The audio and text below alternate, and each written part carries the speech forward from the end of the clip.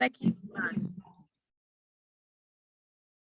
Well, good afternoon, good morning and good evening. It's wonderful that we've got people from all time zones joining us today. And it's my real pleasure and privilege to welcome you all to the YMCA's first Women in Leadership Conference. I'm Emma Osmondson, YMCA President for Europe and your host this afternoon. We are, of course, meeting online today, not least because of the global COVID pandemic. May I extend my hand of solidarity to you all as we collectively work together to overcome this health crisis. Now, we have over 35 countries represented today, mainly from Europe, but also from the United States, Asia, Latin America, and Africa. And as ever, we've got a packed agenda for the next 19 minutes or so, and it's all focused on the role of women in leadership, particularly with an emphasis on females in the YMCA. We have an exceptional lineup of speakers from across the globe, and my thanks and gratitude to each one of our participants who have given generously of their time. And all of them will be sharing with us their own experiences and thoughts about female leadership. Now, I think it's timely that we consider a conference exclusively on female leadership, not least as we have, for the first time in 177 years of the history of our movement, our first female world president. Patricia is joining us today to share her thoughts and experiences on leadership shortly. The conference will also raise the challenges that women continually face in order to break barriers and reach full equality in all sectors and in all different parts of the world. But let's really kick off by considering some of the global statistics about female leadership. Women serve as heads of state or government in only 22 countries, and 119 countries have had no women leader at all. And at the current rate, gender equality in the highest positions of power will not be reached for another 130 years. Just 10 countries have a woman head of state, and 13 countries have a woman head of government. Only 21% of government ministers are women, with only 14 countries having achieved 50% or more women in cabinets.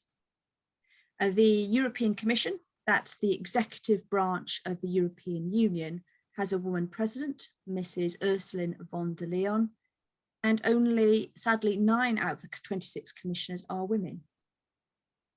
40% of the members of the European Parliament are women. And the great news is that this at least is the highest percentage in the history of this key European institution. Now, if we look at women in national parliaments, only 25% all national parliamentarians are women. And that's only up from 11% in 1995. Only 4 countries have 50% or more women in parliament in single or lower houses. Good examples are Rwanda, Cuba, Bolivia, and United Arab Emirates. All of those have over 50% representation. The 19 countries have reached or surpassed 40%, including 9 countries in Europe, 5 in Latin America and in the Caribbean, 4 in Africa and 1 in the Pacific. And more than 2/3 of these countries have applied gender quotas, either legislated candidate quotas or reserved seats, opening space for women's political participation in those national parliaments. Now, if we look at the statistics within the YMCA, our most recent European YMCA's Facts and Stats, which was updated in 2019, show that collectively the YMCA in Europe reaches 2,008,000 annual beneficiaries, of which 55% of these are female. Out of our 95,500 volunteers, approximately 55% are women, but less than 40% actually serve in key government positions at both either local, national or international levels. And within our 37 national YMCAs in Europe, only 9 have national general secretaries who are women.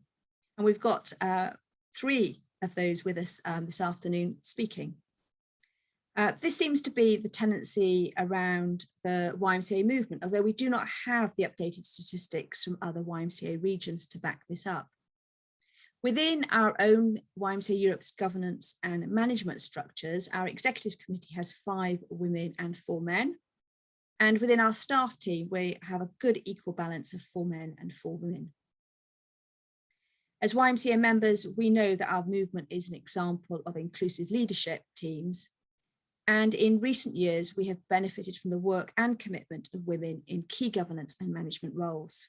However, these figures show that there's still a long journey to go within our own movement. And some of those wider statistics make for uncomfortable reading. But having women in leadership roles is more important than ever.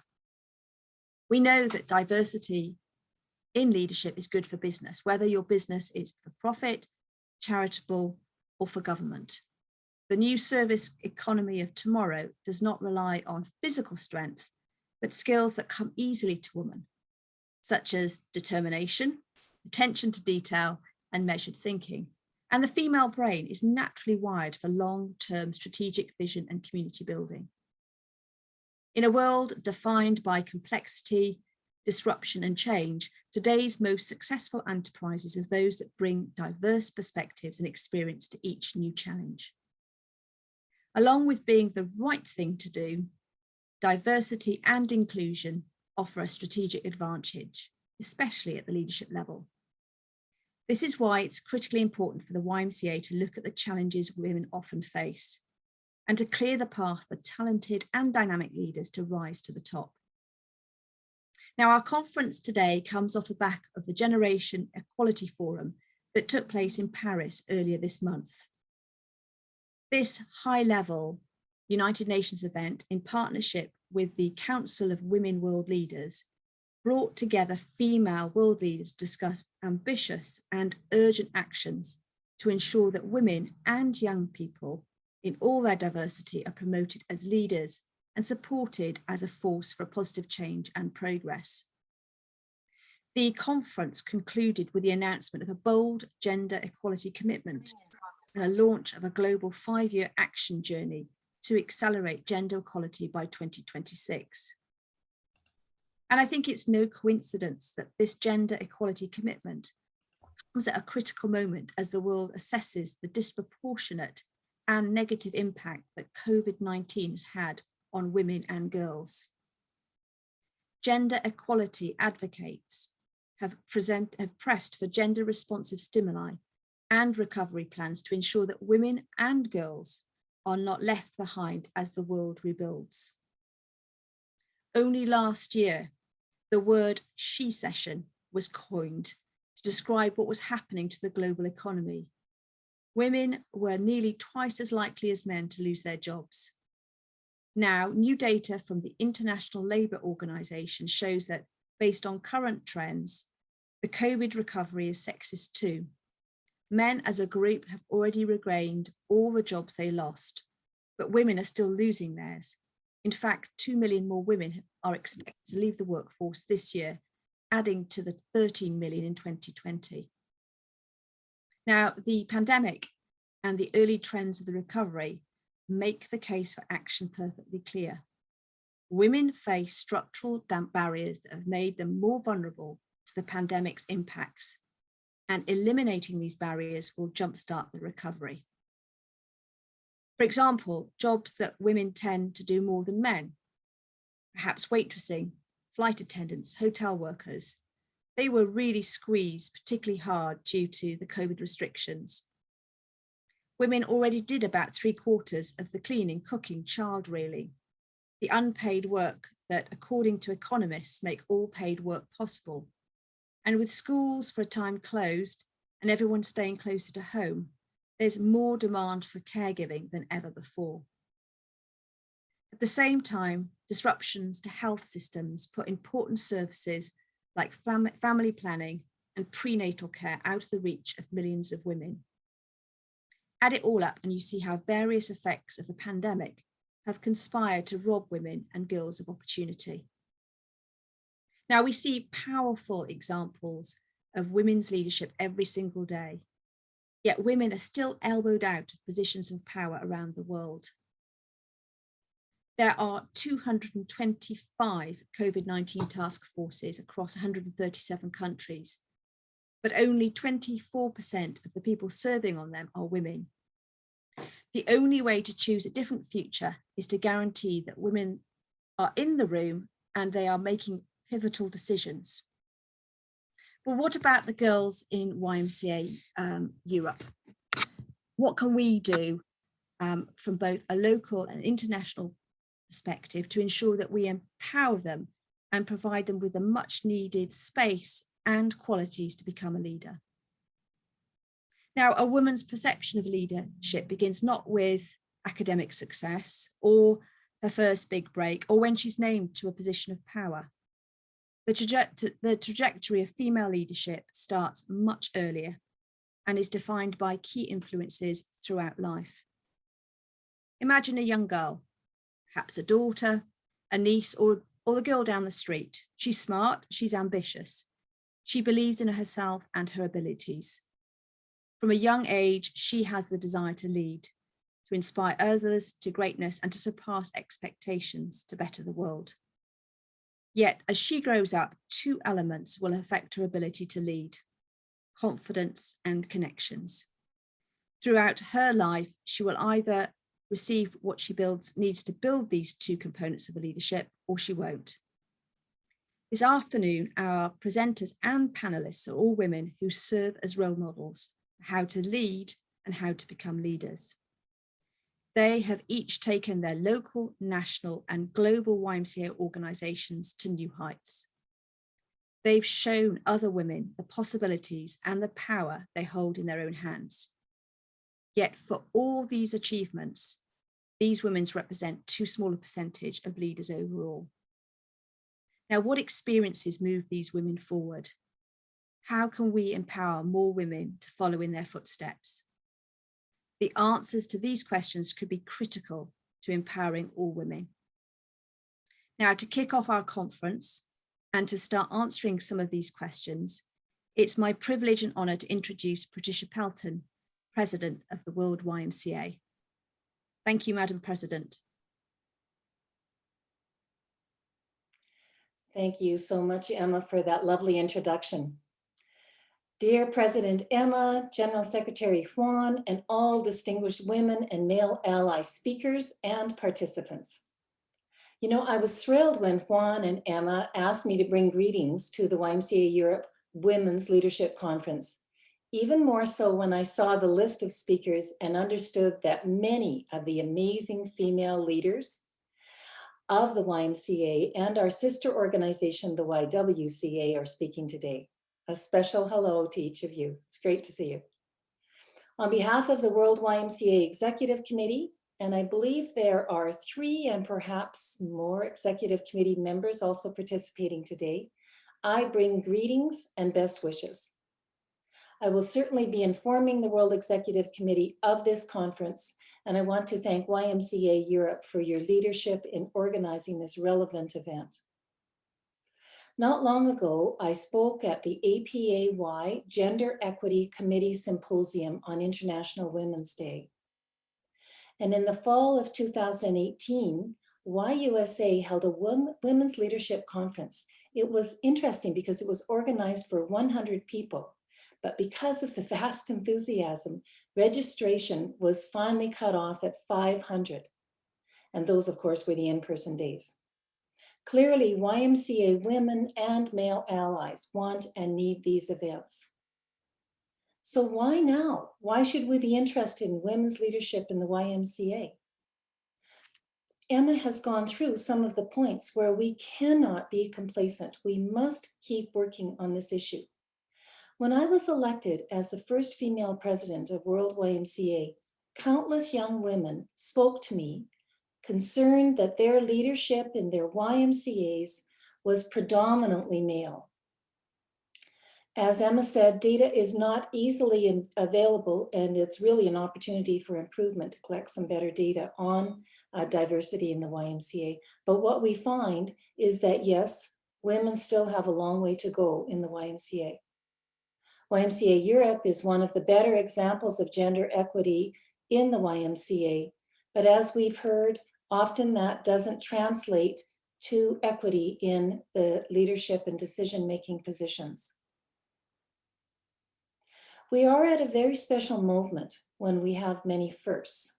Emma, the first female president in YMCA Europe, together with an all-female executive. Narina, the first woman to hold the General Secretary position in the African Alliance of YMCAs. Cici Rojas, the just elected chair of YMCA USA, my position, and many more, some of whom are speaking today. Women are also making a difference in country leadership around the world, and later you'll see a video highlighting some of them. Women's leadership does matter. Research shows that boards with greater diversity are more effective. Diversity, including gender balance, drives innovation because board members and senior staff have different ways of approaching challenges and finding solutions. Women leaders may only help influence decision-making around policies and management, but they also act, as Emma said, as role models and mentors. Everything from affirmative action to diversity-centered policies, amplification, and best practices should be considered. Now, what about the influence of the pandemic? COVID-19 has exacerbated every weakness in our societal fabric, in our countries, and in our YMCAs. Young people and women have been impacted far greater in the pandemic than in other demographics. If there ever was a right time to celebrate and catalyze women in YMCA leadership, now is the time. In 2018, the World YMCA Executive Committee issued a values statement which underlined the diversity and inclusiveness that are cornerstones of the YMCA movement, which is open to all people everywhere, regardless of their ability, age, culture, ethnicity, race, religion, sexuality, social or economic background. YMCAs accepted the report at World Council and focus on areas that are in need in their own environmental context. And while today we are talking women's leadership, we must not forget about people of color, LGBTQI+ people, and other minorities. This is the right time, and I'm so grateful to YMCA Europe for this conference. I wish each of you the very best, to current leaders and those aspiring to be leaders. May the YMCA provide a path of support to optimize your talent so that as a movement, will be stronger. Thank you again, YMCA Europe. Many blessings from World YMCA. And back to you, Emma. Thank you so much, Patricia. Really appreciate you joining us this afternoon and really inspired by your leadership of our global movement. So thank you so very much. Now, just before I forget, we are also live on Facebook. So if you don't catch everything today, then by all means, that's a resource you can go back to see this while we'll be recording and saving this conference. Let me now take this opportunity to highlight the alignment of the world and European YMCA strategies. Our agreement about vision and goals creates new and promising scenarios to increase our impact among young people. Our member YMCAs in Europe will sure benefit from this approach. Now, it's now my pleasure to introduce the European president of our sister movement, the YWCA. And thank you, Jill Benford, for joining us today. Now, as most of you know, in several of our countries, the YMCA and the YWC operate as a joint movement. Jill and her co-president, Joanna Tuza, have joined me in recent conversations about strengthening our relationship within the European context. Our mission comes from the same roots, and we are sure that both organisations can strongly benefit from this collaboration. Later in this conference, our YWC friends and colleagues will share a presentation about a recent project and research under the title, Strengthening Women's Leadership in NGOs and Communities. I now invite Jill Bedford to share a greetings message on behalf of the European YWCA. Thank you, Jill. Hello, it's a pleasure, absolute pleasure to be here, and thank you for the invitation. Yes, I am co-president of the European YWCA alongside Joanna Tuza, who's from YWCA Greece. We've moved to a co-presidency model fairly recently, and we're finding it is absolutely fantastic. We think it's definitely the way to go for the future, and we've just amended our constitution to make it a requirement for the future. It's a very egalitarian, flatter way of working, which has impact on how the board works together as well. So it's really good. Our focus at the European YWCA, for those of you who aren't particularly au fait with what we do, is specifically to develop and support young women's leadership and advocacy around women's rights, both within the YWCA movement and outside the YWCA movement. So that is our specific remit. And we do that through a variety of things, one of which is encouraging intergenerational leadership. So we feel there's a lot to learn. Older women can learn from younger women, and younger women can learn from older women. So we try to make that a central plank of everything that we do. We're very aware that when we talk about young women, we're talking about women aged under 30. And for some women who have come up through the YWCA movement, once they get to 30, they can feel a bit jettisoned. They can feel a bit, now they're no longer the focus, and all the energy and resources are not put on them any longer. And some of the responsibilities are taken off their shoulders because, of course, there's another generation coming through. So we're really aware that we need to cater for women across the age spectrum, and to make sure that we can all collaborate together around the furtherance of women's rights and advocacy, because as both the two speakers we've just had, it's absolutely needed, and all of us need to be working on this together with allies as well.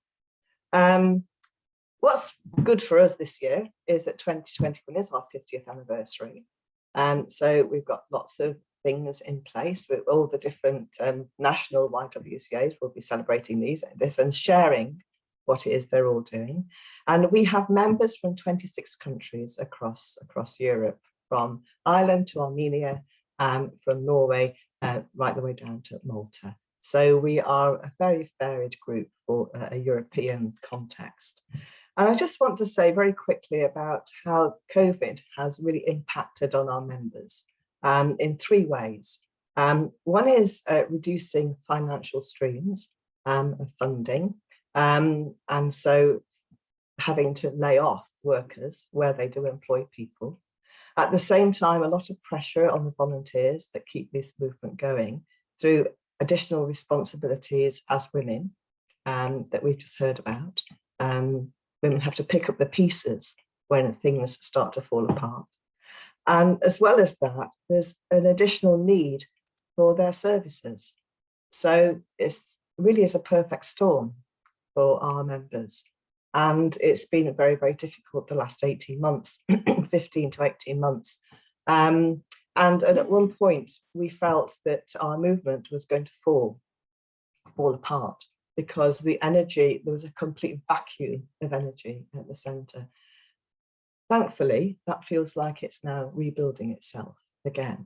But it was a very difficult time, as it has been everywhere. But I think the focus on women and women's voluntary action and the needs that women have in terms of the services that our members offer around support with prostitution, support with homeless women, support with women in prisons, support with women around mental health care, all of that, the need just went sky high at the same time that the energy reserves depleted and the financial reserves depleted. So just want to sort of add that into the pot about the impact of COVID-19 on women's lives and women's rights.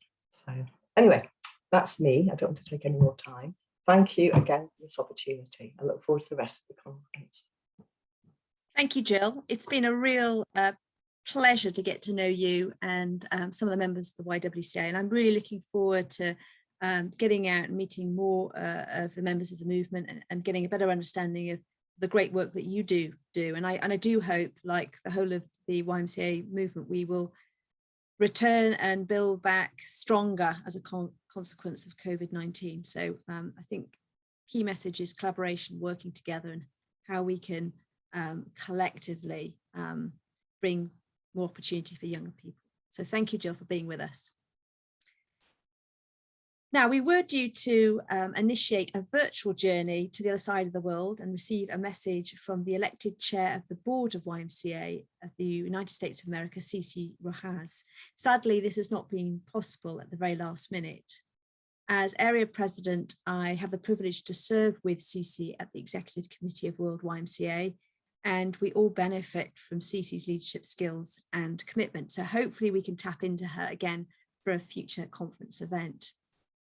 I would, however, just like to take the opportunity to thank all our colleagues from the YMCAs in the United States joining us today, and for the ongoing partnership of your national and local YMCAs.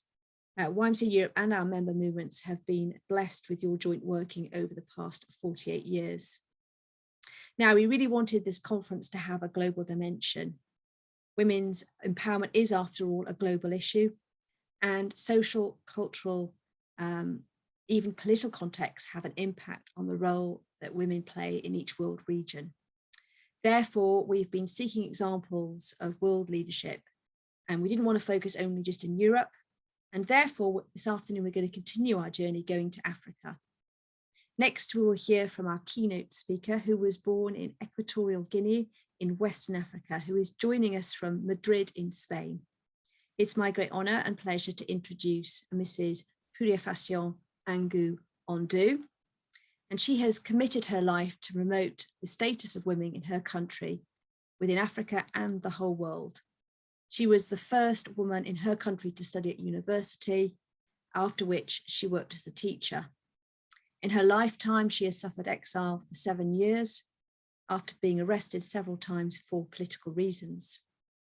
Back in Equatorial Guinea, she was appointed Deputy Minister of Labour, Social Security and Promotion of Women. In 1985, she was appointed as the first Minister for Promotion of Women serving in the government for 11 years.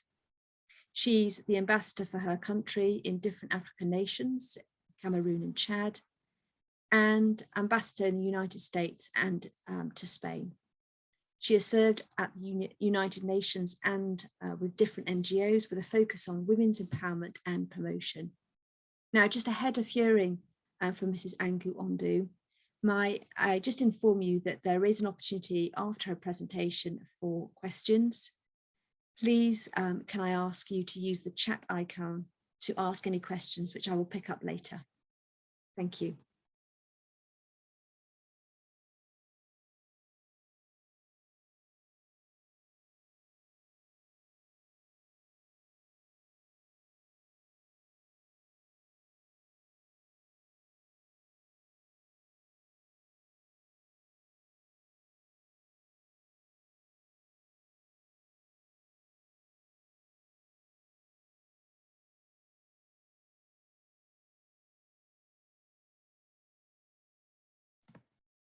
Mrs.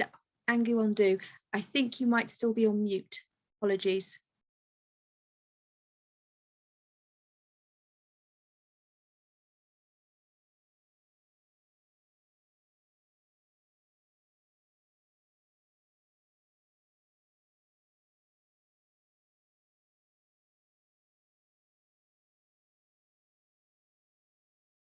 Marius, I don't know, are you able to unmute at your end? No.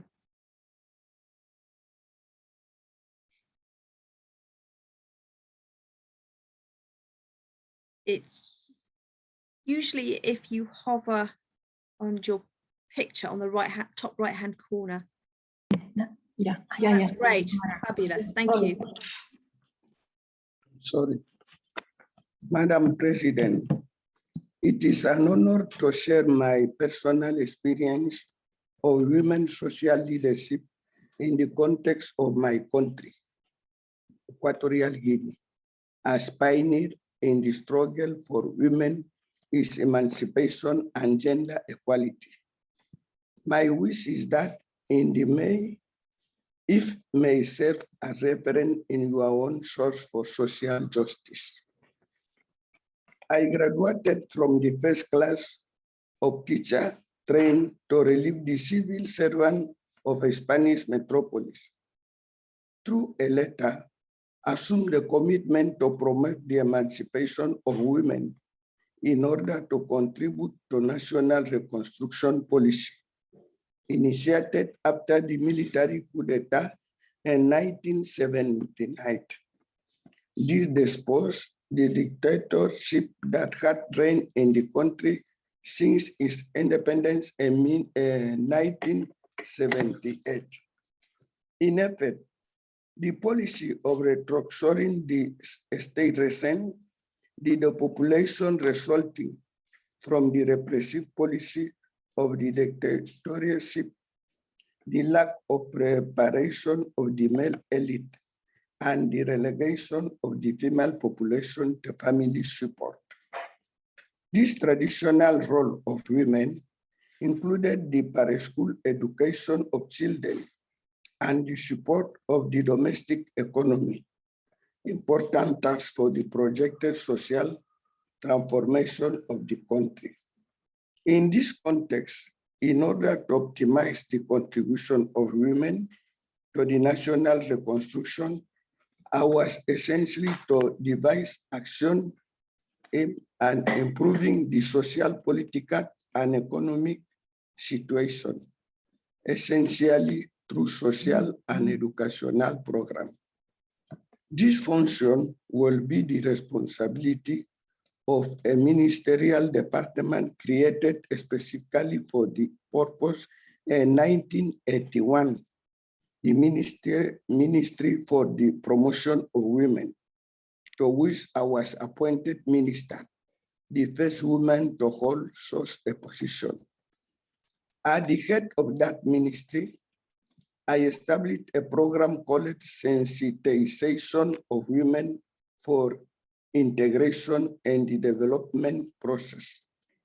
That program was inspired by the guideline defined in 1975 by the United Nations within the framework of the Decade of Women, and was mainly oriented toward the integration of rural women and the less favored women in the urban areas.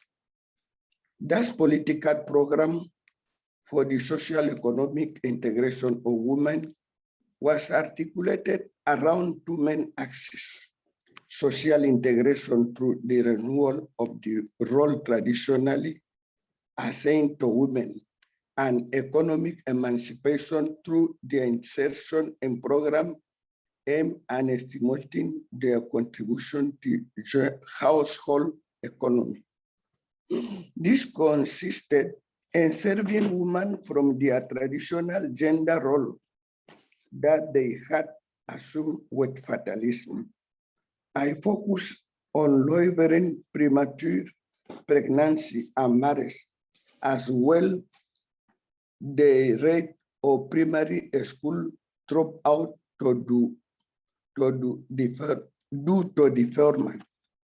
Also targeted literacy, lack of professional training and ergo opportunity, lack of representation in the employment market, both public and private, and disproportionate pregnancy rate due to the lack of family planning. My objective was to ensure women voluntarily saw the large benefits of small changes to their daily life, while upholding our traditional culture firsthand. The fight against school dropout and premature marriage was carried out by regulation traditional marriage through reconciliation with state law and children's rights. In our culture, motherhood is very early in school-age girls. As a result, girls drop out of the school system, Through sensitization, pregnant girls were allowed to continue their schooling as long as their body allowed them to do so. Family planning was initiated with the assistance of the United Nations Population Fund. Together with some concerned parents, I founded the NGO Ywca, Association for Family Welfare of Equatorial Guinea, to introduce the basics of family planning. Through seminary, women were educated about their body and how they function in order to express pregnancies or avoid unwanted pregnancies. The IPPF, International Planned Parenthood Federation, bases in London, assisted the training association with information and leaflet and preservative. I was seen as crazy, but in my desire to help women, I went around handing out preservative to political party leaders. In the end, many in the population saw that they were also useful to prevent AIDS. In 1993, together with some Equatorial Guinean women, I founded the NGO Women Federation for World Peace. We work with donations from members of the association and funds provided by the Women Federation for World Peace in Japan. The association has built 2 schools in underprivileged urban areas and also provide financial assistance to children from low-income families. On the other hand, and in the interest of women economic emancipation, the program is oriented toward the improvement of the traditional economic situation of family sustenance,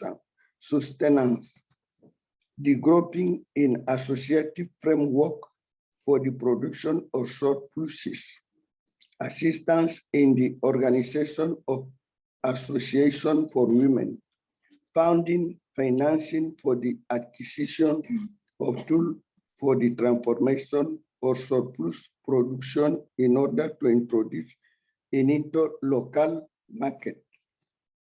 And finally, advice on home economic for the management of the process from their self. As a result of this sensitization, women desire to participate and take an active part in the meeting was awakened with a strong focus on finding a small mechanism necessary to achieve the economic emancipation. This will help them meet their personal needs and those of their children. Some women decided to produce more food and sell the surplus. Others decided to smoke first to sell part and consume the rest. Others sold cassava, plantain, peanut, their basis of their family food. The sensitization was carried out in seminar in all the districts of the national level with experts in development and trainer and rural development. This was financed by the International Labour Organization, ILO, and UNICEF. Since the program and the activity of the department lack administrative background and financial means.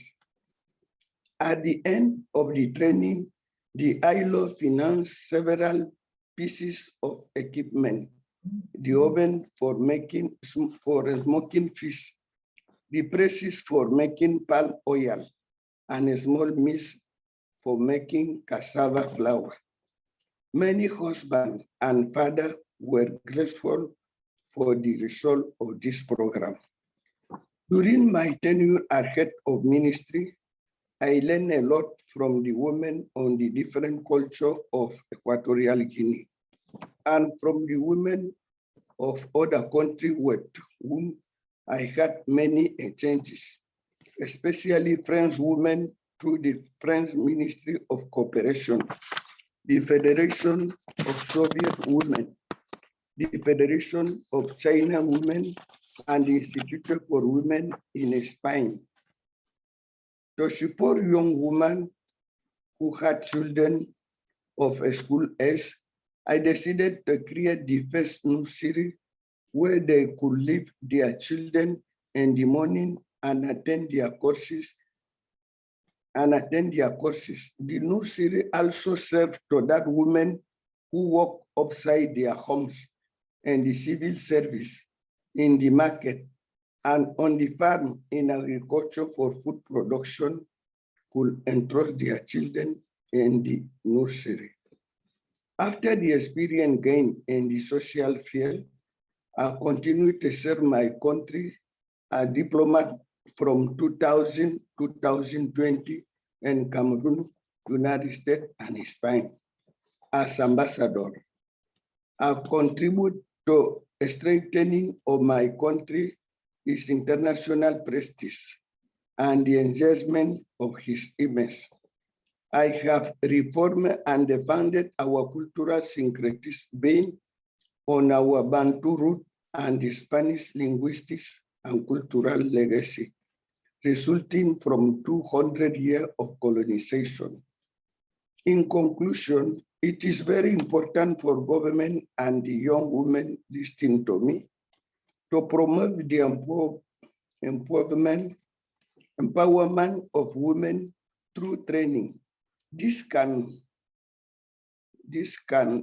so only be achieved through international collaboration and the raising awareness among the youth of the major social political challenge that appeal to their sense of responsibility. Thank you. Thank you so very, very much. What a rich and fulfilling career you've so far been part of, and fascinating, absolutely fascinating. Now we've got a chance for some questions if you're happy to take them. I just want to start with a first question, and that is there a particular person, maybe a female, maybe not, who's really kind of inspired you in your kind of leadership career? La pregunta.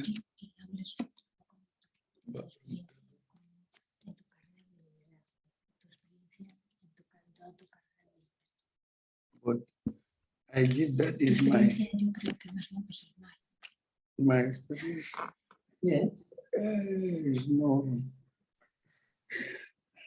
It's too long my experience. I prefer to give only this today. That's fine, no problem at all. No. Ella preguntaba I'd be happy to take the credit, but Sí. I don't think that would be fair to do so. Thank you so very much, Purification, for your inspirational presentation this afternoon. It's been absolutely fascinating to hear your own personal journey, the inspirational outcomes that you've achieved in terms of the many different roles that you've played. And I think there's so much that we can take away from the experience across the globe. You mentioned many basic projects that you've been involved with, which have become just second nature for us, perhaps in the Western world, in terms of access to contraceptive, to family planning and the like. And it'd be wonderful to look at how best we can work more collaboratively as a global movement to see how we can bring greater accessibility and opportunity for everyone in terms of many of these, particularly women rights issues. So from Purification, we're now going to connect you with one of our African Alliance of YMCA members, Narina Rakamamala, who is another inspiring female leader. And we've been fortunate enough to have a message from Narina for the conference today, which we'd like to share with you.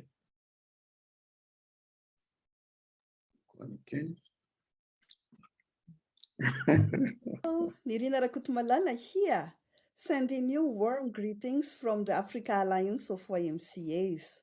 I also convey the best wishes from my fellow women leaders all over Africa. Congratulations for this Women in Leadership Conference. It is a great initiative.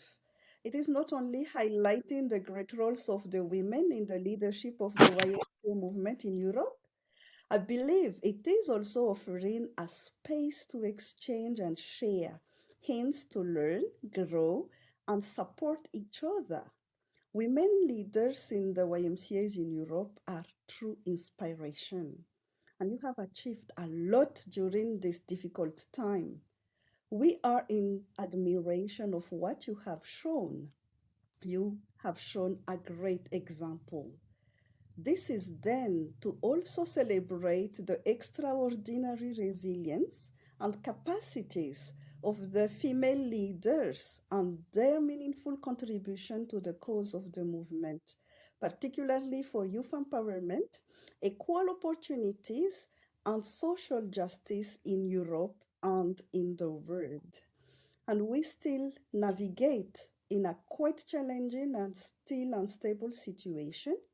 Such gathering will also inspire innovations in leading for the future, and women have a lot to offer. In Africa, there is this proverb saying, to travel fast, go alone, to travel far, go together. So I wish you a great time together. So proud to serve with you as woman leader in this global movement of ours. God bless you. Thank you, Narina. Now we're traveling around the globe again, and from a very different geopolitical context, but from a very similar approach to women's leadership. We will hear a message from Lyra Zararayan. She's based in the Caucasus. She is a young leader working under the YMCA Europe Roots for Reconciliation program in a particularly challenging region where conflict, in fact war, has impacted society and where the role of women has become crucial. Ywca is a YMCA leader and a professional journalist from Karabakh. She is definitely a war and peace hero, and she is frequently featured in Forbes magazine. So it's a great pleasure to introduce a video message from Ywca.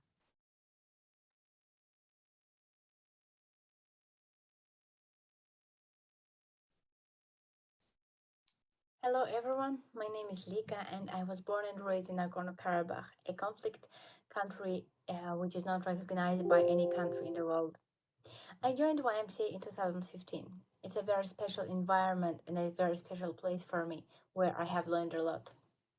First of all, let me say that not all organizations pay attention to countries like mine. For years, the youth of Karabakh have been deprived of the opportunity to participate in international projects and receive non-formal education. The reason was that no one wanted to deal with the inhabitants of a country with such a difficult political situation.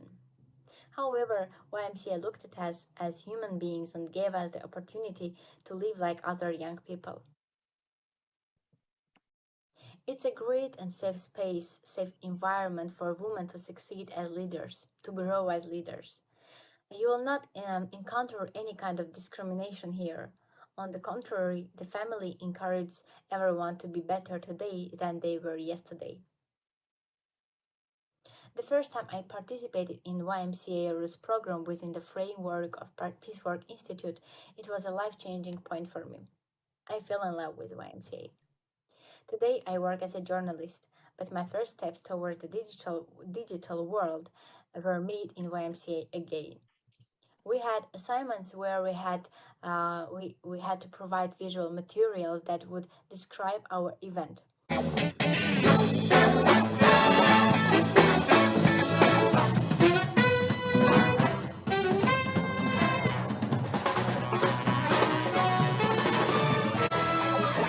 While working on these materials, I realized that I love writing, photos, and videos. Today, YMCA has given me the opportunity not only to be a participant, but also to be a colleague. Today, as a participant of the Institute of Peace Building, Peace Work Institute, I provide media consultancy to YMCA roots. It's a great honor and responsibility for me. I have been volunteering at our local community since 2015, but in a week we will have a summer camp in the team of organizers of which I am also involved. I cannot call myself a leader, but I can say that I strive for it with all my heart and actions. But let's think, what does it mean to be a leader in general? In my opinion, a leader is a person who is followed by others, whose words people listen to and respect. Then what the leader says and preaches is important. In the fall of 2020, my country was again at war, and I, as a journalist, was obliged to cover what is happening here. If YMCA had not been in my life, it's not clear how I would have done it. But it has taught me critical thinking, as well as media literacy, has shown the negative side of media manipulations. It helped me to cover the war in such a way that I would not harm anyone. I kept a war diary where you would not find hate speech. Do no harm. That was my anthem. This is not so much about me, this is about YMCA, which teaches people to look for the right way in their lives. Today I am in YMCA because I have a lot to learn. And it does not set boundaries between learning and being a leader. Rather, it encourages the leader to learn throughout his or her life.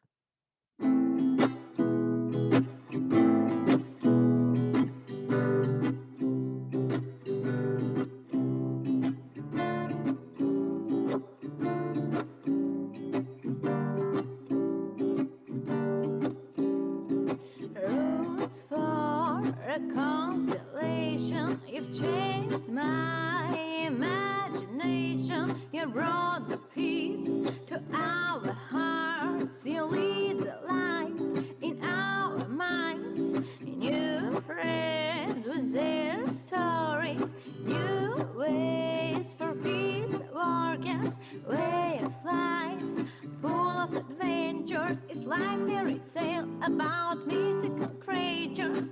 Be a voice, not an echo. Make a choice. Peace work is better. Be a part of our work. We want a peace in a whole world. Roots for reconciliation. You've changed my imagination. You brought the peace to our hearts. You lead the light in our minds.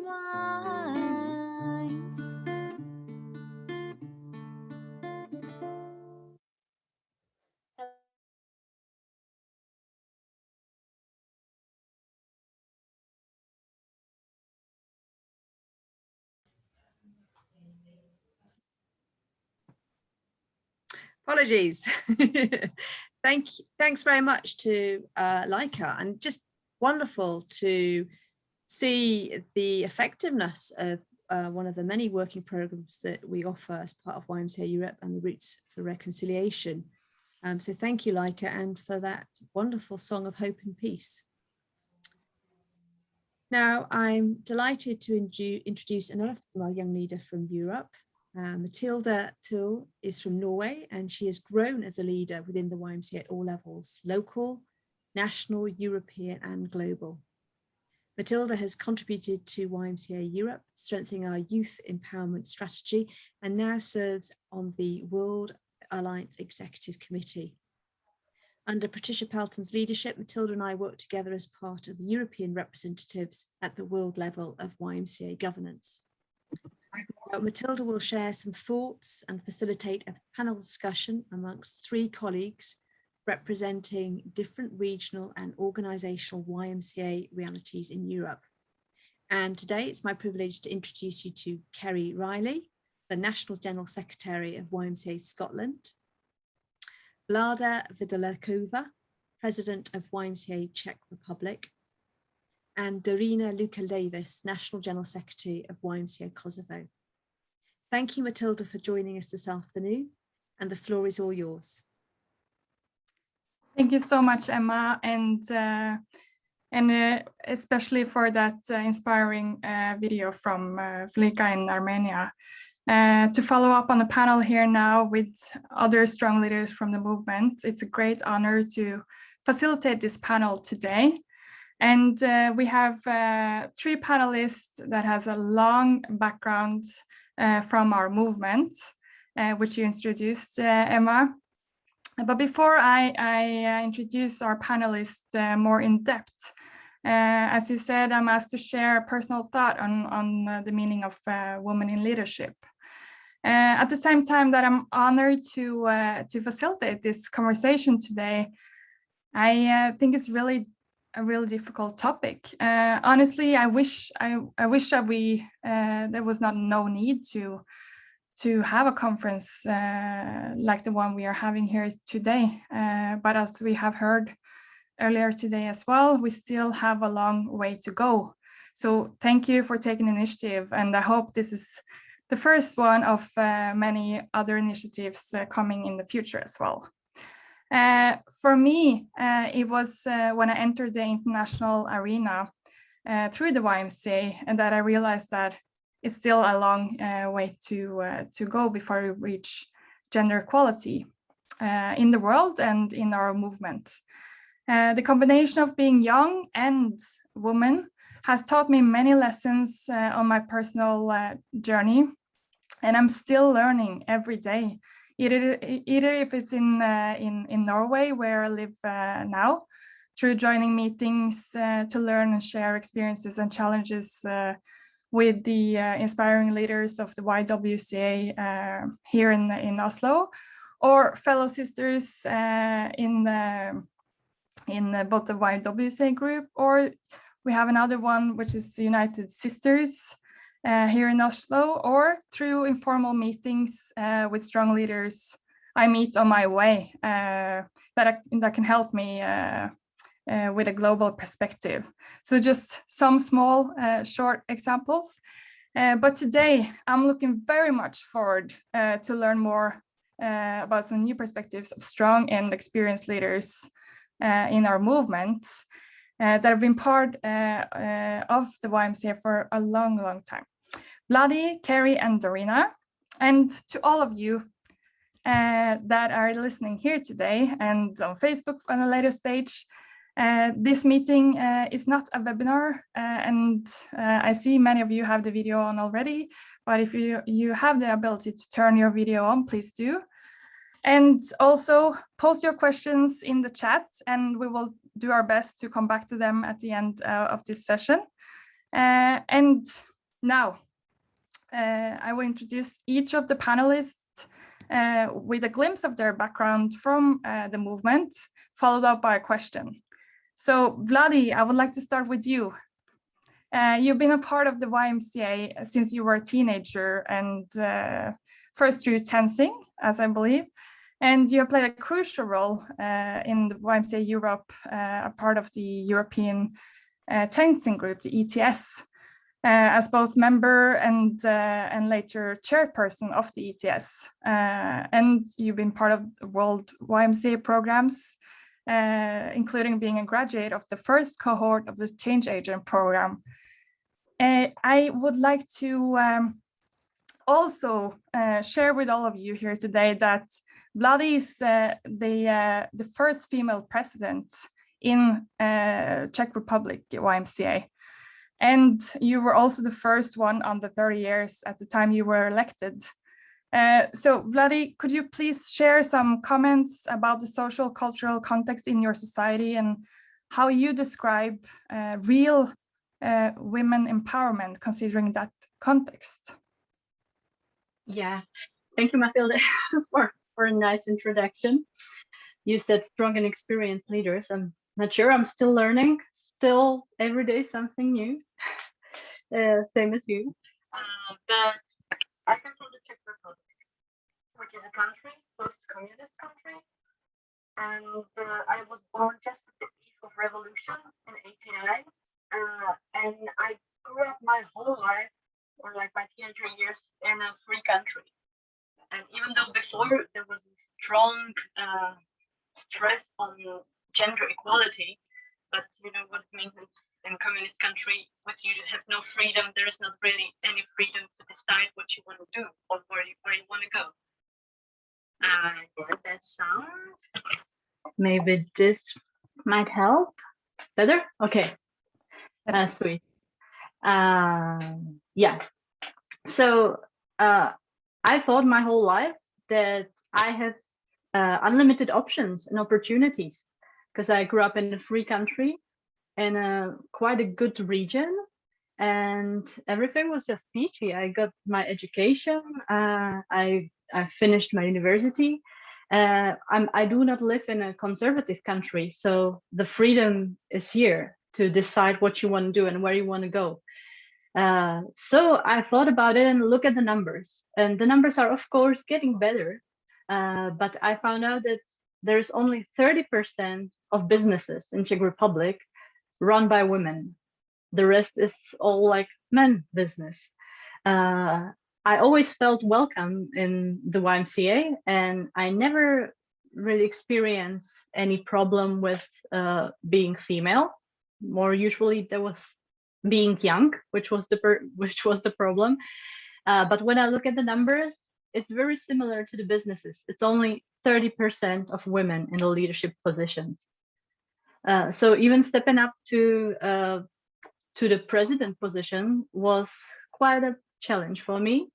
And the elections were, I would say, adventurous, because I was up against older men with probably more experiences in some ways, but I was very happy to gain the trust. And YMCA was always for me the place for women empowerment. So I think Czech Republic is on a good way, but still there is some long way to go for the gender equality in different positions in the country and in the YMCA. Thank you, Vladi, and very, very interesting perspectives there. And I'm very glad that you stood for that election, and now is the most and foremost the president, but also in addition the first female president. I would like to move over to you, Dorina, so we get to introduce all of the three of the panelists. Dorina, you have a broad background from several international institutions, such as the Organization for Security and Cooperation in Europe and UN organizations, and you took on the role of as National General Secretary for the YMCA in Kosovo in 2008. And one of the many accomplishments as a National General Secretary in YMCA Kosovo is that the YMCA has organized and recognized recognized as an organization in local and national level as main youth provider of non-formal education in Kosovo. And you have broad experience from the YMCA in addition to your other professional experience. And as Vladi and myself, you're also a graduate of the first cohort of the Change Agents program, and you have represented the YMCA at the UN through the World YMCA UN Advocacy Group. Dorina, I would like to ask you as well the same question as I asked Vladi. Could you please share some comments about the social, cultural context in your society and how you describe real women empowered considering that context? Thank you, Mathilda. Greetings, everyone. Well, that was a a good way to present me. So thank you for that. It was nice. The social and like social context of Kosovo in addressing gender equality, I think we come historically from a patriarchal society, but having over 60% of the population under 35 years old, also in the same time, it's like a backlashing with the past and history and the culture. So we came from a society that was quite patriarchal, and then women are somehow encouraged to marry early and have children. I believe it's the case in most of the places, at least in Europe, I can say. We have now a president. For the second time, we've had a president of our country who is female, ministers who are female, like women who are very strong women leading, but still we lack the women participation in the labor market. We miss women. There is a lot of women who finish school and are well educated, but we're missing them taking a lead on business. So this is kind of a weak part. In general, I think gender equality is perceived as something that needs to happen and needs to constantly be educated more. What we are missing as a country, and I think what YMCA is trying to play a role, probably I will share later on a bit more, is the education of men. So we believe strongly that the key to change, of course, is to empower women, because I come also, when you said I was in 2008, I was 23 years old when I became General Secretary. It was the most frightening thing, because you are surrounded by all these men who like, you think you can do it, you know, that everyone waiting for you to fall on your back. But in the other hand, I do think definitely that we need to invest a lot of resources to educate men about their responsibility on gender equality. So this is what Kosovo started to move on, because of majority of population are young people. They are now putting a lot of resources and energy to educate men. Thank you, Dorina. And we will also come back, as you said, a bit later with our precious time here. So before we do that, I will move over to you, Carrie. You are the one in the panel today with the longest experience in the YMCA, 29 years, I believe. And since 2015, you've been the National General Secretary of YMCA Scotland. And many of the listeners following the conference here today probably know you as the program lead of the steering group of YMCA Europe Festival in 2008, or as a chair of the steering group in the 2013 YMCA Europe Festival, or the celebration of the YMCA 175 in London 2 years ago. And you are also, I know, because I'm working closely with you now, preparing the World Council program, where the work that you're also chairing. You're also preparing some UN stuff with the UN climate talks that will happen in Glasgow in November this year. So a lot of tags there, but could you, Carrie, please share some comments about the social cultural context in Scotland and how you would describe real women empowerment there? Thank you, Mathilde, and it's a pleasure to be on this panel with my colleagues and to be working with you on some of the areas that you've talked about. I was actually appointed as National General Secretary in Scotland in the same year that we elected our first female First Minister of the Scottish Parliament, which was a nice coincidence, I guess. And I think, when I think about the context here in Scotland, we have had a First Minister who has been female in the Scottish Parliament since 2015. At our recent elections, we reached 45% women within the Parliament, and 50% of the cabinet are female. And that was a real aspiration of the Scottish Parliament to reach certainly that equity within the cabinet. Also, the Scottish Parliament have passed a gender balance law, where they are striving by next year, by 2022, to ensure that 50% of non-executive members across all public sector bodies are female. So there is a real aspiration, I think, within Scottish society to have that equity, and that equity to go beyond, as I think it was either Patricia or Emma said, to go beyond just gender-based equity, but to be equity in terms of representation across the sector. And I think for me, that question about what does women's empowerment mean to me, I think it means equity of opportunity, having a society that has an open attitude, and I'll maybe come back to that in terms of what's maybe missing in society at the moment. Emma talked about structural barriers, and I think there is a need to break down those structural barriers, and maybe that's some of what Dorina was talking about as well, about educating, men and educating others, and finding the ways to break down those structural barriers in order that women can flourish in whatever they aspire to flourish in their journey through life, in whatever element of leadership that is. Thank you, Carrie. And since we have a limited of time here, we can just take that to Vladi as well. What is missing in your society when it's creating spaces for full women leadership, in your opinion? Yeah, I really like what Dorina said. I believe it's the education, it's the understanding that women in leadership are a benefit, not a burden. I experienced it myself when around 30, I was looking for a job, and probably I'm going to have a baby soon. So nobody really wants to accept me and give me the job, because I will go away and become the burden for the company.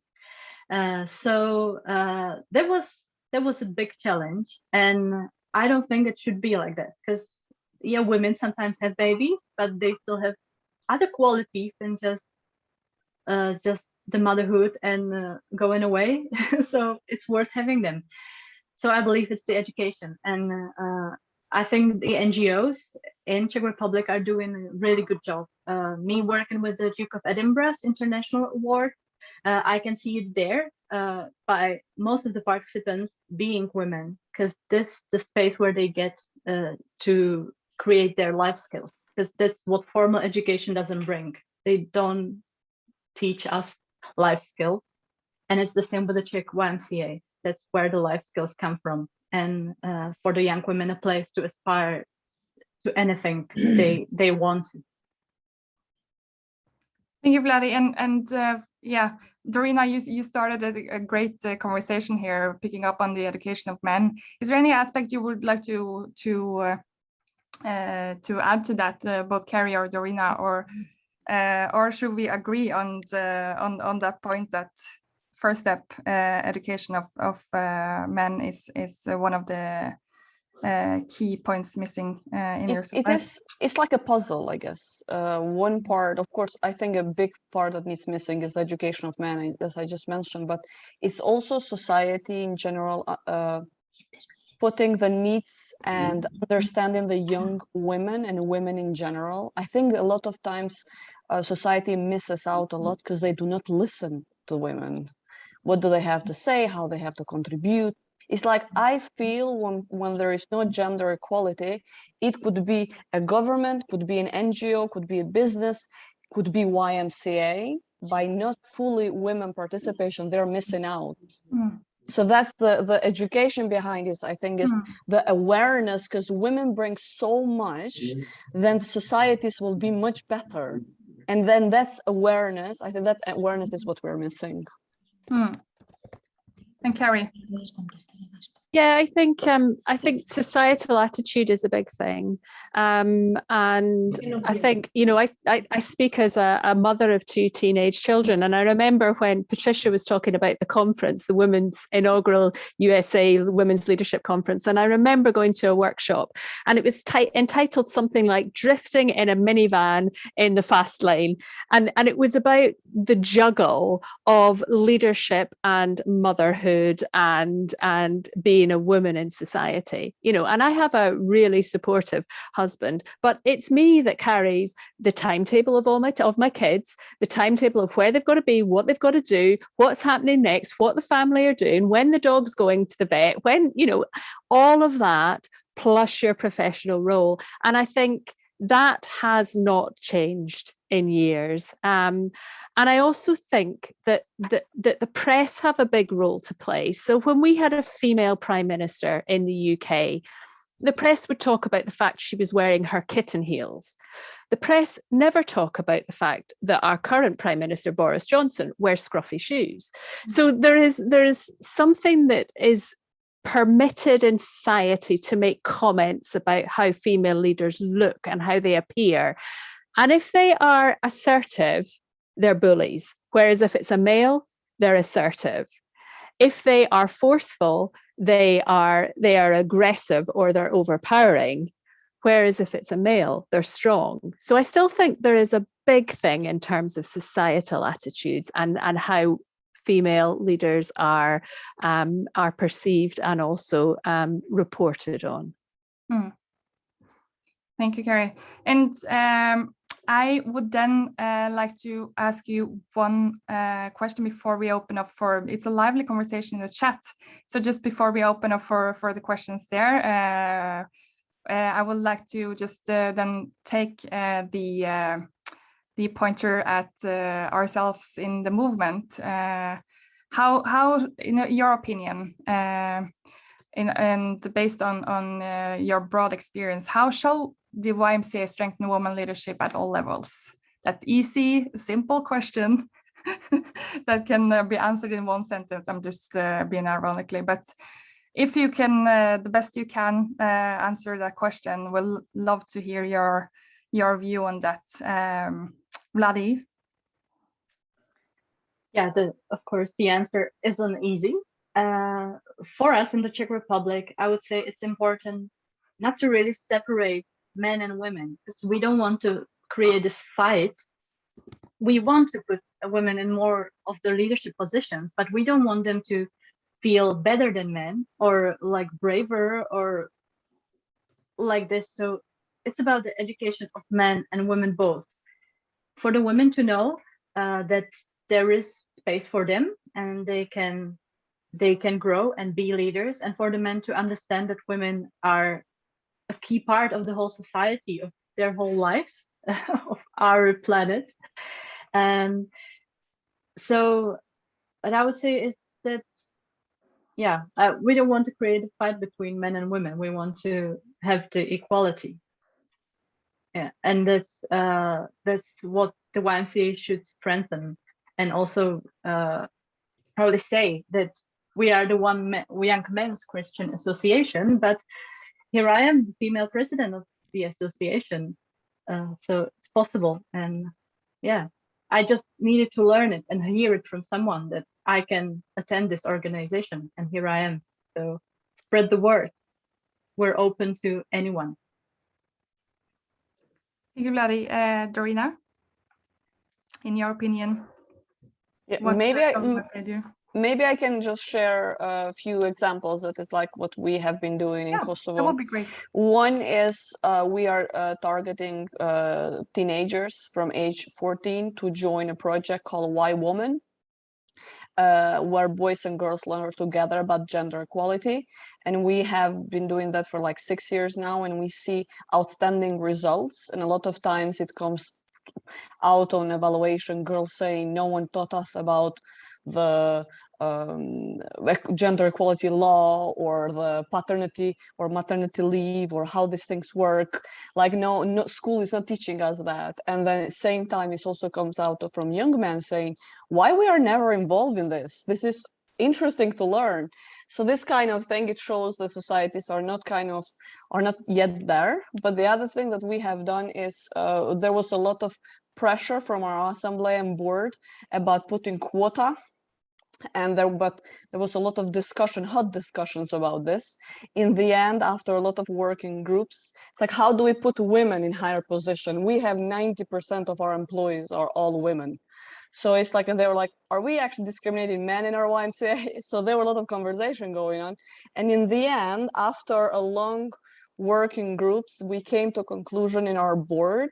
We have put, it has to be 30% of one gender always represented. It did not show what it was or who should be that one. Could be like could be male or female, or doesn't matter, but we always ensure that there is a percentage for some from the other group. So that was another thing that we took like action to. So I think as a YMCA, we have a lot of, the world is different. Yes, Vladi is right when it says Young Man Christian Association, but the world has changed. And yes, also the word is the YMCA does work with gender equality. We just have to maybe, it says a lot the fact that there are not more men today. Because when you say empowering women, where are other men? Where are our colleagues? So I think maybe Juan will keep notes and then remind other general secretaries that, hey, you have young females that need to empower. You have female CEOs, colleagues that are here that you were supposed to be in support. Because if you have an event for men, probably will come and support and have a beer with you also. Just very good point and mic drop there, Dorina. Make sure to follow up on that. And Carrie, just a short on very quickly. I mean, picking up on the chat as well and what Claudia was saying, I think it's really important that we support and raise each other up, and we find opportunities to raise other females up, and you know, I think make sure that we don't, I suppose, take the traditional routes where you stand on other people as you go up the ladder, you know, and you push others down, because I don't think it's the YMCA way, but I think I think it's a way of encouraging and supporting other female leaders. And I really like what Jill said at the beginning about the co-presidency. We've got a few joint associations in Scotland, and there's one in particular I can think of where they've got co-presidency, and it just works so well. And I think maybe there's a lesson we can learn there and something we can look at for the future. Yeah, and follow up on that, Carrie, the question that Emma asked here earlier as well. What one piece of advice would you give a young woman as she embarks on her leadership journey? And I will think that will be, I don't know if we have more time, but while we wait for confirmation from Juan, Vladi, Dorina, Carrie, who would like to go first to answer that question? I would like answer from all the three of you.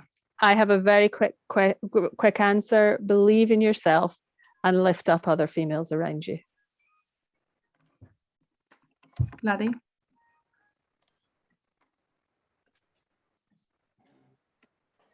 Youth empowerment is real, and you can be anything you want to be in this world. So just go for it.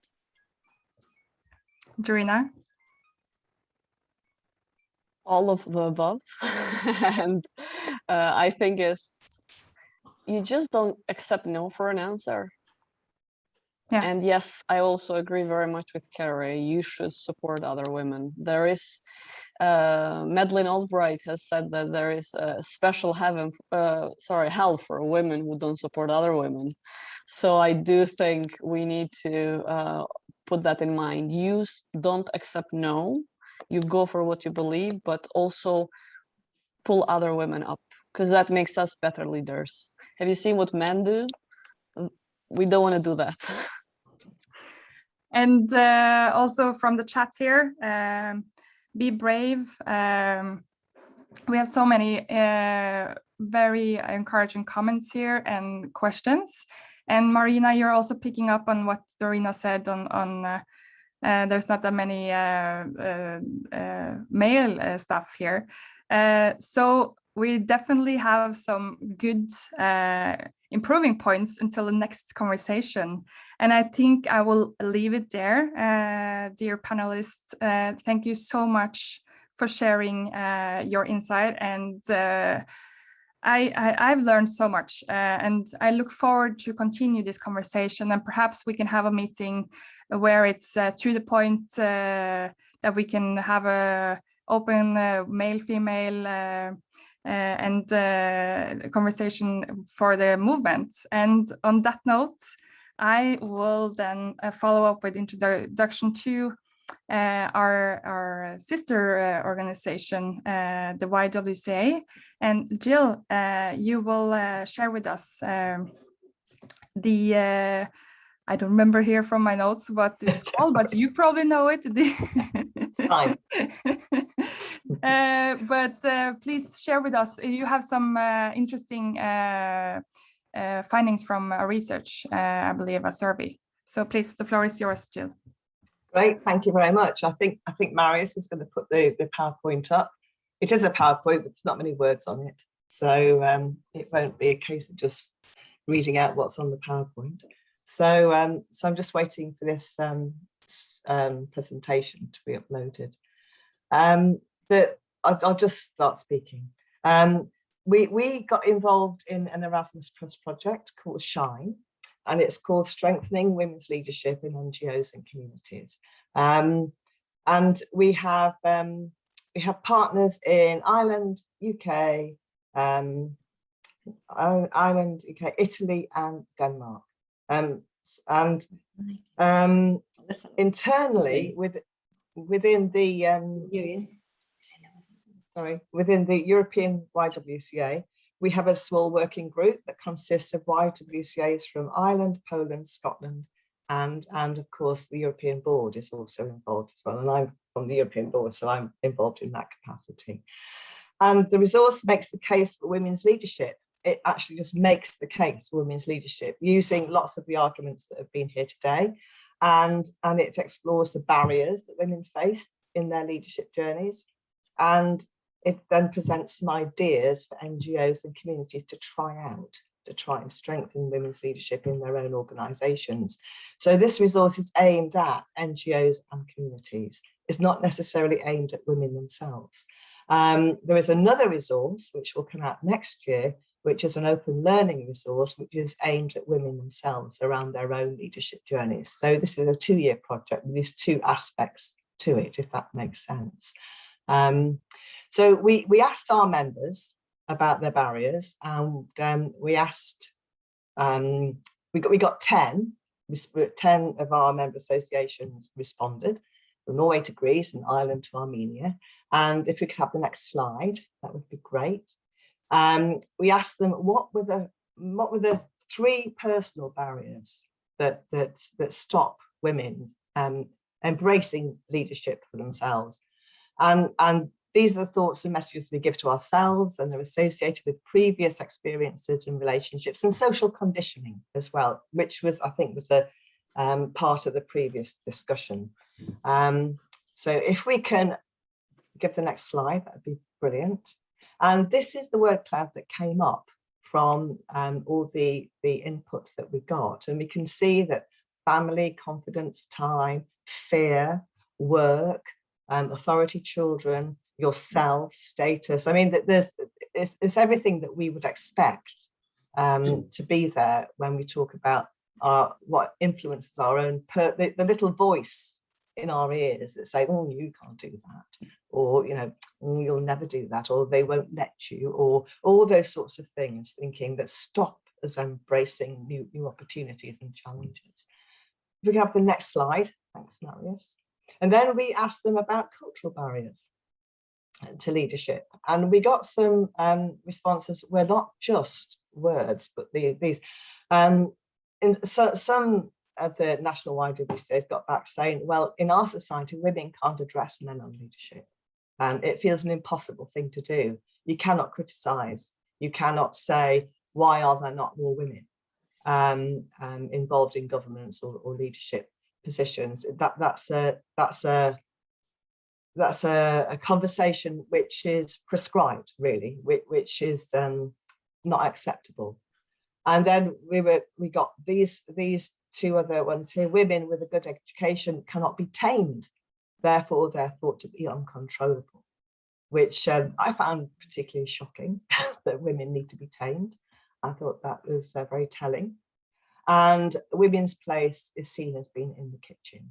And if you're outside of the kitchen, you're not in a space that you ought to be. So this is some of the cultural barriers that women face when we're trying to do things. And these are some of the words that came up when we asked that question. So inequality, religion, kitchen features again, discrimination, tradition, stereotypes, sexism, family. So again, things that we would expect but not accept, if you see what I mean. So can we next slide, please? Thank you. And then we asked about structures. What are the structural barriers? The norms and practices which are an accepted part of life and support patterns of inequality to do with income, employment, education. And then these patterns favour some groups of people more than others. So again, we asked, and if we could have the next slide. I've been asked to do this quite quickly, so I'm just racing through. And again, things that come up, bias, family is a huge structure which impacts on women's time and energy and self-esteem. We've got men. That's a very, very big word that we got back from lots of people talked about men as being part of the structures, not necessarily men themselves as individuals, although sometimes that is the case, but it's the structures that have been created, particularly for the way of life that are lived by men, as opposed to the ways of life that are lived by women. So again, we can see we've got expectations, the law, glass ceiling stereotypes, economics. We've got a whole load of things here. So yeah, not unexpected. And if we could move on, and of course there are links between all these three things, and the cultural and structural barriers reinforce a lack of confidence and personal agency that women feel. And sometimes we don't start, and sometimes women do start and then think they're not good enough, and then they give up. And we can have, if we have awareness of these types of barriers, we can then think about where do we put the responsibility. It's not on ourselves, really. It's not on our own shoulders. The change needs to happen in the structures, in the context, in the environment. That has to be the focus, rather than thinking that women need to change to fit in to the existing structures. And of course, we must always be aware of the impact of systemic male violence against women and the long-term repercussions. And I think over the last 15 months with COVID, I think that has raised its profile and made it very, very clear that that is endemic in all societies. And that will have a huge impact on women's self-confidence, self-esteem, and the feeling that they can go out and do things. So, okay, if we can move on to the next slide, thank you. And we talked about the impact of these sorts of pressures and barriers on women's leadership.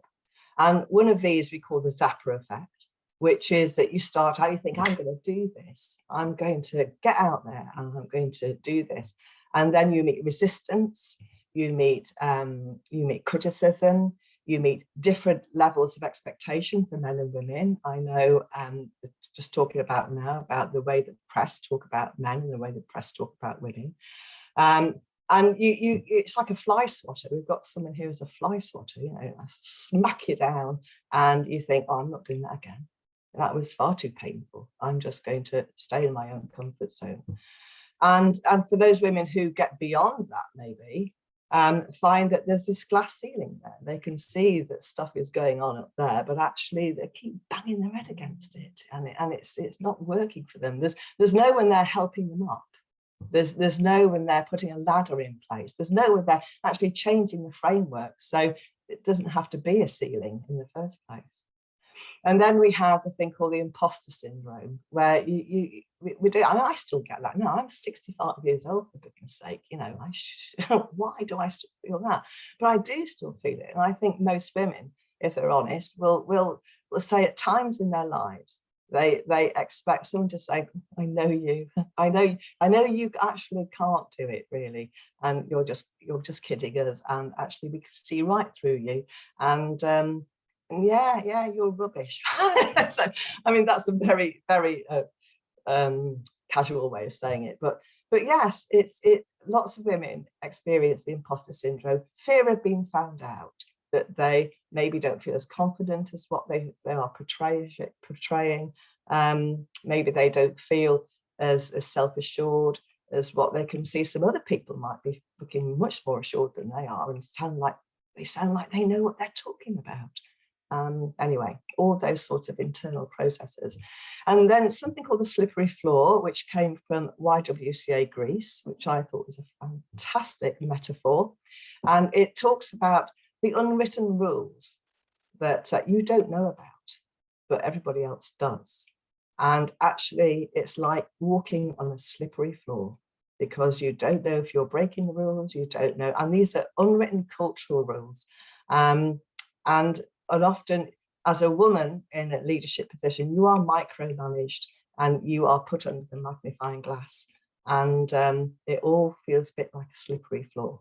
So you can't get your footing, you feel that you're always a bit off balance, and that affects you psychologically. So anyway, moving on to what can be done. This resource talks about 3 ways to strengthen women's leadership in organisations. You can change the structures, processes and cultures to challenge conscious and unconscious bias. You can provide support to underrepresented groups, in this case women. And you can support a range of different types of leadership involvement and development. It doesn't need to be just one way of doing things. So if we can move on to the next slide, please. Thank you. Oh, here we are. So if we look at the top, we've got women empower underrepresented women in organisations and community NGOs and community organisations. We can do the women's empowerment stuff, skills, confidence and knowledge. And then we can also change the structures and processes to be more receptive to women's involvement and engagement. And if an organisation does both of those things, and then offers a range of opportunities to women to engage, involve and participate on an individual level and at a collective level, at a formal level and an informal level, they're more likely to create a pathway for women to start on their leadership journey within that organisation. Okay, we can move on. Thank you. And commit to changing the gender dynamics, which is what I think YMCA Europe has done over the last 20 years, is actually commit to changing it and put action in place to do that. Broker board membership for women, intervene and talk to boards and say, so why don't we have more women in this organisation? Why don't we have more women in this organisation? Let's think about 3 women that we would like to offer a place to the board in. Let's scout out, let's scope what's possible. So we broker board membership. We don't just expect it to happen organically, we make it happen. Encourage something called reverse mentoring, which is pair board members with young women in their organisation, young women volunteers, and find out what the board members can learn from the young women volunteers. The mentoring can go both ways. It doesn't just have to be mentoring in the traditional way of looking at things. And use quotas, which is quite controversial. However, it does legitimise the space for women in governance bodies. In the European YWCA, we have quotas for the amount of young women to be involved in our governance structures. And that requires us to really think about that and put that in our strategy, because it's a legal requirement in our constitution. And quite possibly, if there wasn't a legal requirement there, it might be more lip service might be given to that, as opposed to a central part of the strategy. So quotas can be helpful. I think in YMCA, YWCA Norway, there are quotas as well. I know Marta, who is on our board, is from YMCA, YWCA Norway, and she found this out for us, and we've included that in this particular resource. So the key themes are that organisational context is crucial. Women's leadership can either thrive or die. And that's not up to the individual woman, that's up to the environment that nurtures them or not. Women do not need to be fixed. We don't need to be better or bolder. We need a better environment in which to thrive. And gender stereotypes must be challenged for any change to happen. We don't really want to continue with the idea that women's leadership is community focused, it's collaborative, it's cooperative, it's nurturing, because actually as women, we can actually be quite directive, we can be quite assertive, we can be quite challenging, and so we need to ditch these gender stereotypes about what women bring, and organisations need to change cultures, processes and structures. So, and one final thing, in September this year, we'll be starting to test this new resource, and we're looking for people who could offer us some time to do this. And there is a very short form to fill in if you're interested. And I'm not quite sure what the testing actually means at the moment. That's something we're going to work on over August. But if you're interested, then just get in touch with us through this form. And it should be quite interesting, I think. Anyway, thank you. I think that's me done. Thank you, Jill, and thank you, Matilda, and our fantastic panel. It's just brilliant to have all these contributions from across the globe, our messages, and having this live panel, I think, has really given us a spark this afternoon. Jill, that research is really absolutely fascinating, and hopefully we'll be able to share the findings of that across our movement, and it'll be great to think that the movement can be involved with some of that follow-on work as well. So thank you so much for joining us today. So we're just going to move swiftly on, and apologies as ever, we're overrunning. We really are always over optimistic in terms of what we pack into our conferences. So we just got a few small things to wrap up with this afternoon. Next, we've got a message from Silva Markula. She's from Finland, and she's currently the president of the European Youth Forum.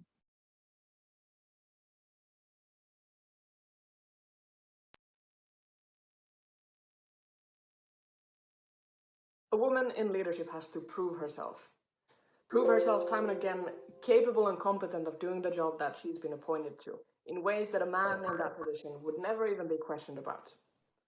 A woman in leadership in 2021 will face harassment and sexism, sometimes even from close colleagues.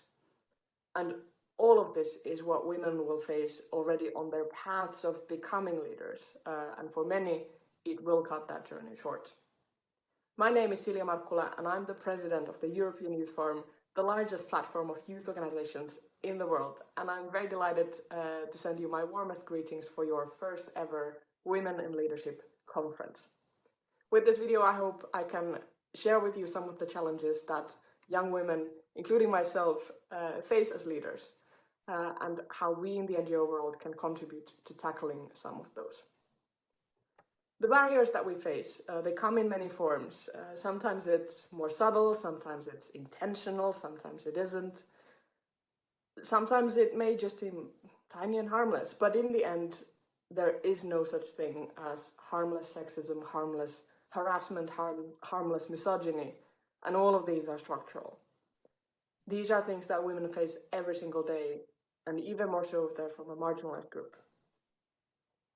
We in the European Youth Forum, we want to see a world where young people, regardless of their gender, can rise to leadership positions, both within our organizations, but also in the societies around us. And for that, we need to break down the barriers and the glass ceilings that still prevent young women from doing that. It starts by talking about our own experiences, by supporting young women in their paths of becoming leaders, already before they land on that fancy title, and by calling out sexism and harassment when we witness that. It means introducing practices of support, like listening ears or anti-harassment contact points at events. It means taking the women around you seriously.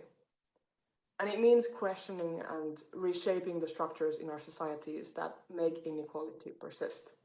It's not enough to know and to say that gender equality is important. We need to put it into practice every single day of our lives. I wish you a very fruitful conference. Thank you very much. Thank you. Great to have those words from Sylvia, and it's really encouraging because we do have really close relationships between YMCA Europe and the European Youth Forum. Now, we are coming to the end of today's conference. We've had some good lively chat in the chat room today, so thank you everyone for your contributions. Unfortunately, we didn't have a chance to ask questions of Purification, but she has sent me a message on the question about what advice would she give to young women as they're sort of entering their leadership journey. And she said, forget that you are a woman. You are a person with your own capacity and experiences. And I thought those words really resonated. So thank you for sharing those with us.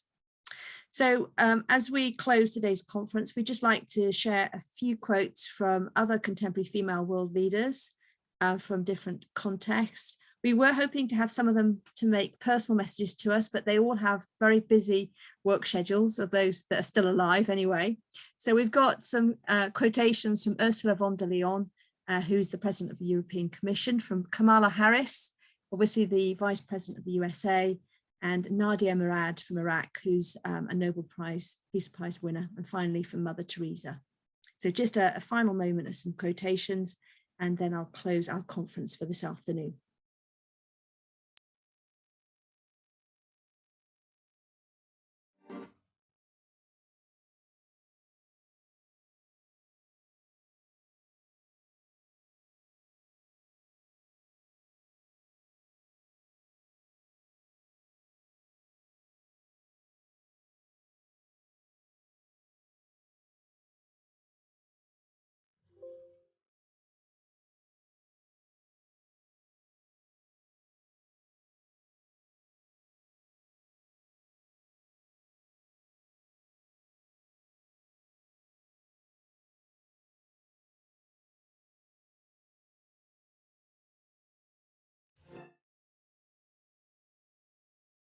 Thank you. Wow. The theme for our first conference was inspiring women into leadership. And I think without doubt, we've all been inspired by the content of today's conference from all the many participants and leaders that have joined us. Also inspired by those final quotes and the lives and stories from the outstanding women that have joined us this afternoon. On behalf of the Executive Committee and the staff team, I would like to express my gratitude and thanks for all the speakers and participants that have joined us this afternoon. Your testimonies and examples will continue touching and changing the lives of many in your own communities and in wider social and environmental context. Thank you so much for everyone for joining us this afternoon. We hope that this is going to be the springboard for some other thought leadership on leadership. May you all be blessed, stay safe in your travels, and may we all have the opportunity to meet together perhaps by the early part of next year. So thank you very much, and God bless you all.